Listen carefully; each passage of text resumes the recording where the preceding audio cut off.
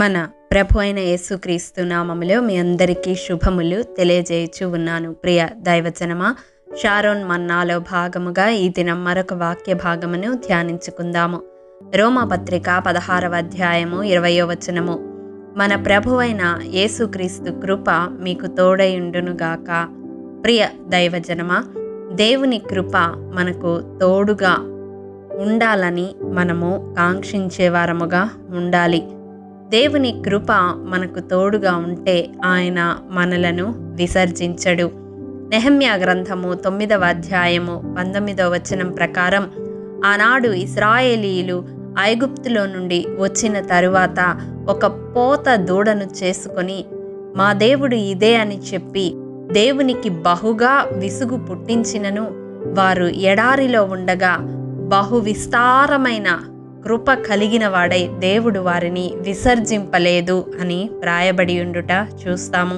అవును ప్రియ దైవజనమా, కేవలము దేవుని కృప వలన మాత్రమే అంతటి అపరాధము చేసినప్పటికీ దేవుడు ఇశ్రాయేలీయులను విసర్జింపలేదు. అంత మాత్రమే కాదు, దావీదుకు దేవుడు శాశ్వత కృపను చూపుతానని వాగ్దానము చేశాడు. కాబట్టి సొలొమోను చేతి నుండి రాజ్యమును తీసివేయక అతని కుమారునికి ఒక గోత్రము ఇచ్చినట్లుగా రాజుల మొదటి గ్రంథం 11వ అధ్యాయం 33 నుండి 36 వచనాలలో చూస్తాము. ప్రియ దైవజనమా, దేవుని కృప మనకు తోడుగా ఉంటే మనము విసర్జింపబడము సరికదా, మన తరము వెంబడి తరము కూడా విసర్జింపబడదు. మరి అట్టి ఆకాశము కంటే ఎత్తైన ఆ దేవుని మహాకృపను మనము ఏ రీతిగా పొందుకొనగలము? 32వ కీర్తన 10వ వచనం ప్రకారం, ఆయన యందు నమ్మిక ఉంచుట వలన మనము దేవుని కృప చేత ఆవరింపబడతాము. యాకోబు రాసిన పత్రిక 4వ అధ్యాయము 6వ వచనం ప్రకారం, ఆయన ఎదుట మనము దీన మనస్సు కలిగి ప్రవర్తిస్తే ఆయన కృపను పొందుకొనగలుగుతాము. ఈ నూతన మాసములో ఈ వాక్యము వింటున్న ప్రియ సహోదరుడా, సహోదరి, ఈ మాసము ఆది నుండి అంతము వరకు దేవుని కృప నిన్ను ఆవరించి నిన్ను సంరక్షించాలని ప్రార్థిస్తూ, ఆ కృప తరము వెంబడి తరము నీ కుటుంబము పొందుకునేలాగా దేవుని ఎడల దీన మనస్సు కలిగి ప్రవర్తించమని ప్రభు పేరట మనవి చేస్తూ ఉన్నాను. దేవుని మహాకృప మనకు నిరంతరము తోడయుండునుగాక. తద్వారా మనము మన తరాలు దేవుని చేత విసర్జింపబడకుందుముగాక.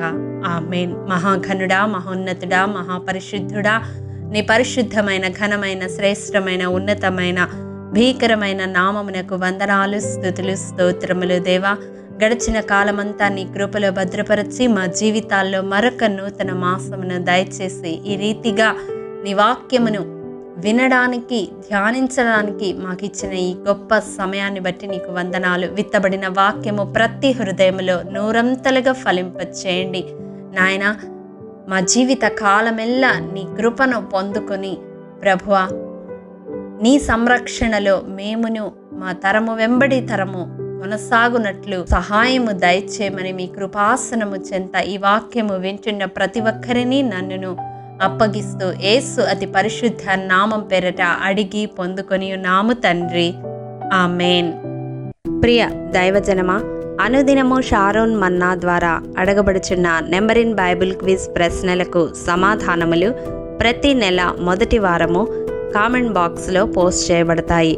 కాబట్టి గమనించి మీకు తెలియని ప్రశ్నలకు సమాధానములు తెలుసుకొనగలరని ప్రభు పేరట మనవి చేయుచూ ఉన్నాము. ప్రియ దైవజనమా, ఈ దినం నెంబర్ ఇన్ బైబిల్ క్విజ్ ప్రశ్న: ఏ గోపుర యజమానులు అనగా స్త్రీ పురుషులు ఇంచుమించు 1000 మంది కోటను అగ్ని చేత కాల్చడం వలన చచ్చిరి? మీ సమాధానం మాకు తెలియజేస్తారు కదూ. ప్రభు కృప మనందరికీ తోడైండునుగాక. ఆమేన్. ప్రియ దైవజనమా, ఈ దినము జన్మదినము, వివాహ దినము జరుపుకుంటున్న వారికి షారోన్ గ్రూప్ తరపున హృదయపూర్వక శుభాకాంక్షలు తెలియజేయుచూ ఉన్నాము. దేవుడు శ్రేయస్కరమైన ఆశీర్వాదములతో ఈ సంవత్సరాది నుండి సంవత్సరాంతము వరకు మిమ్ములను నింపాలని ప్రార్థిస్తూ ఉన్నాము. ఆమేన్.